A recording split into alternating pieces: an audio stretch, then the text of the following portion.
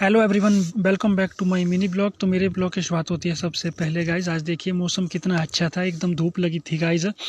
और हम आज पलम के पेड़ में पेस्ट लगा रहे थे गाइज। और ये हमारा लास्ट पेड़ बचा था गाइज, और हम इसमें अच्छी तरह से पेस्ट लगा रहे थे।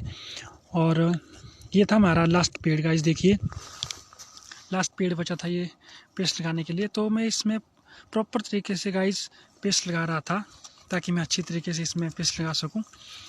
और ये मेरा लास्ट पेड़ बचा था गाइस। और जितने भी ये पेड़ दिख रहे हैं इनमें हमने पेस्ट लगा ली थी गाइस। लगभग हमने गाइस नीचे से लेकर ऊपर तक, ये देखिए यहाँ ऊपर तक गाइस पेस्ट लगा ली थी।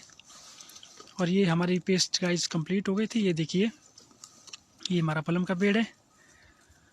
तो हमारी पेस्ट लगाकर कंप्लीट हो चुकी थी गाइस, और हम घर जा रहे थे। ये देखिए गाइस हम घर जा रहे थे और हमारा काम